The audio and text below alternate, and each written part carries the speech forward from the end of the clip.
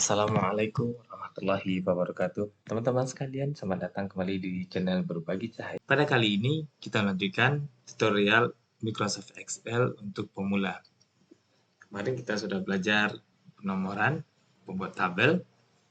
Kemudian pada kali ini kita akan masuk untuk membuat beberapa rumus-rumus yang familiar ya, yang biasa-biasanya kita pakai pada Microsoft Excel. Yang pertama, rumus sum. Sum ini digunakan untuk menjumlahkan data pada rank tertentu. Contohnya pada ini, berapa total nilai bahasa Indonesia pada 11 orang anak ini ya. Maka caranya adalah ketikkan perintah sama dengan ketik sum, dan buka kurung, blok, rank data yang ingin kita hitung jumlahnya, lalu enter. Nah,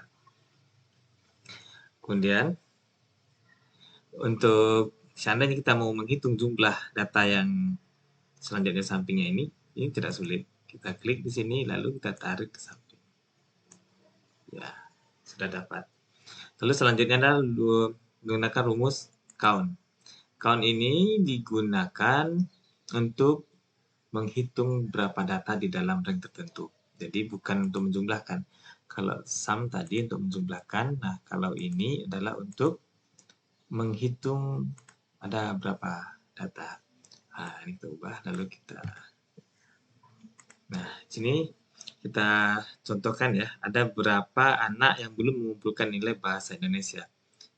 Atau sudah berapa orang anak yang sudah mengumpulkan. Maka caranya adalah sama dengan count, buka kurung, blok rank data yang ingin kita hitung, lalu enter. Nah, ternyata ada 9 anak yang sudah mengumpulkan. Setelah untuk bahasa Indonesia dan matematika lainnya, caranya mudah. Klik di sini, di pojok kanan bawah, lalu tarik ke samping. Maka dapat diketahui. Nah, sudah berapa orang anak yang sudah mengumpulkan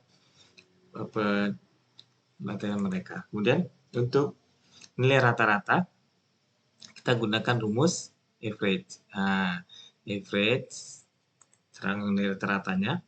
Nah, ini si Abdul ya. Nah, berapakah nilai rata-ratanya? Nah, pada 3 mata pelajaran ini, caranya adalah sama dengan, kemudian ketikkan average. Nah, di sini ada deh, klik 2 kali, lalu blok nilai si Abdul semuanya, lalu enter. Dan rata-ratanya adalah 8,2466 sekian. Lalu untuk yang lainnya di bawahnya adalah tekan di sini di kanan bawah, lalu tarik ke bawah. Nah, gitu. Dapat semuanya. Selanjutnya, di sini banyak sekali angka di belakang koma ya. Biasanya kita menyisakan 2 angka di belakang koma agar kelihatan lebih rapi dan seragam. Ini ada banyak sekali, ada sampai 6 atau 7 digit di belakang koma. Maka untuk menghilangkan kelebihannya itu adalah kita blok, lalu diklik di sini, di kris desimal, panah ke arah kanan ya. Kita klik sampai tinggal menyisakan 2 di belakang koma. Atau ini ada yang 1 di belakang koma. Nah, ini ada 1 di belakang koma, biar seragam jadi 2 di belakang koma. Kita blok, lalu kita klik yang ini atau kris desimal panah ke kiri. Nah, lalu biar dia seragam. Kemudian kita masuk untuk rumus if. Rumus if ini pada kondisi tertentu ya, atau kondisional. Pada kasus ini kita contohkan untuk anak-anak yang wajib ikut remedial. Yang nilainya kurang dari 7, maka dia wajib ikut remedial. Nilai rata-rata kurang dari 7, wajib remedial. Maka caranya, ketikkan perintah sama dengan if, buka kurung, klik yang ingin kita kondisikan, di sini nilai rata-ratanya ya. Kemudian, kecil dari 7, apabila nilai rata kecil dari 7, maka dia remedial. maka titik koma tanda kutip beritanya remedial. Ini remedial ini akan muncul kalau dia kecil dari 7 nilainya. Kemudian tanda kutip titik koma tanda kutip ini perintah kalau selain kecil dari 7 artinya besar dari 7 maka dia tidak remedial. Kita tulis tidak, kemudian tanda kutip lalu tutup kurung, enter. Nah, di sini nilainya 8 maka dia tidak remedial. Kemudian untuk yang lainnya kita klik di sini di pojok kanan bawah, tarik. Nah, atau kalau cara cepatnya ya, klik di sini 2 kali. Ya. Selanjutnya sorting and filter. Cara mudah untuk sorting dan filter itu adalah kita klik di sini, lalu klik di sort and filter di sini ya, kemudian filter. Nah, akan muncul ini tombol-tombol untuk filter. Ini bisa kita klik di sini, lalu sort smallest to largest, artinya dari angka terkecil ke angka terbesar, 1 sampai berikutnya. Nah, ini tapi dia. Atau kalau di sini nama muridnya akan kita susun acak dari A sampai Z. Yang ini. Tapi yang ini akan berantakan. Atau kita susun berdasarkan jenis kelamin saja. Ya. Untuk ini gampang ya. Insya Allah sudah mengerti. Kemudian kalau untuk filternya, kemudian yang ini jenis kelaminnya yang ditampilkan hanya laki-laki saja.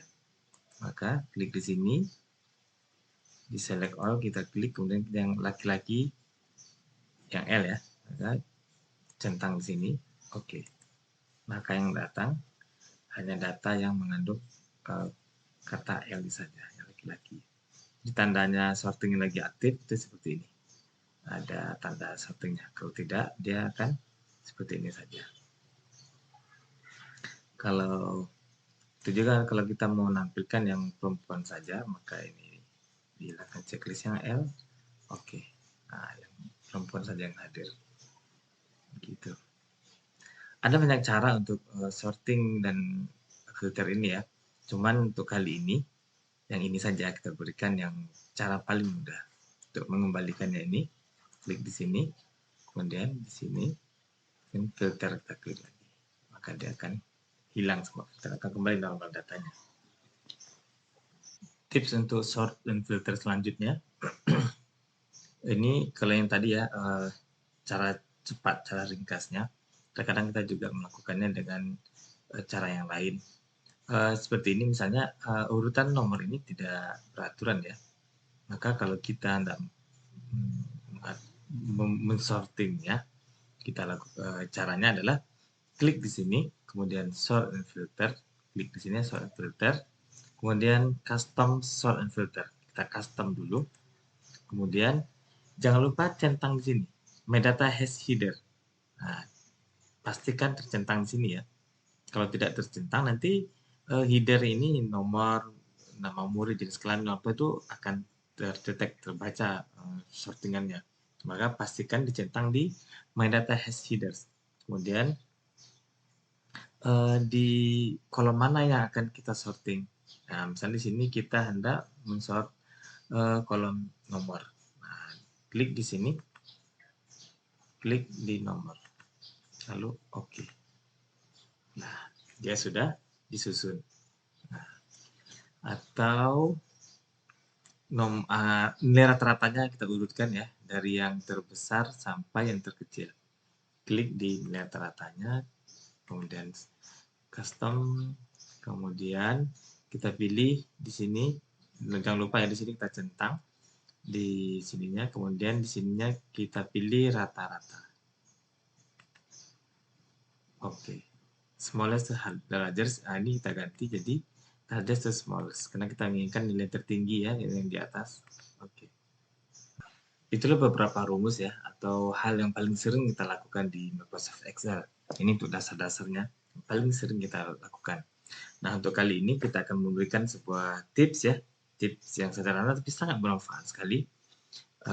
Biasanya jika kita mendapati data atau file Microsoft Excel-nya dari orang lain atau kopian dari internet, mungkin dia tidak rapi begini ya. Ini nama muridnya, ukuran kolom ini tidak proporsional. Nomor ini terlalu besar, kemudian yang ini terlalu kecil. Nah, untuk meratakannya biar rapi, biasanya normalnya kita begini. Klik di sini, kita rapikan, tarik, rapikan. Klik di sini, rapikan. Tapi itu memakan waktu. Bayangkan jika banyak kolom yang harus kita rapikan dan dia tidak teratur ya. Maka cara cepatnya adalah klik di pojok di sini, di antara 1 dan A ini, kemudian di sini antara A dan B, kita klik 2 kali. Maka dia otomatis semua kolom akan rapi. Inilah tutorial kali ini, semoga bermanfaat bagi kita semua. Jika ada yang kurang dimengerti, silakan komen di bawah ya, atau ada request tutorial berikutnya, silakan tuliskan di komentar. Like jika Anda suka video ini, dan share, bagikan video ini kepada orang-orang yang Anda sayangi jika Anda merasakan manfaatnya. Dan jangan lupa subscribe agar Anda tidak ketinggalan tutorial-tutorial berikutnya. Marilah kita berbagi cahaya dengan yang lain agar kita dapat memberantas ketidaktahuan. Assalamualaikum warahmatullahi wabarakatuh.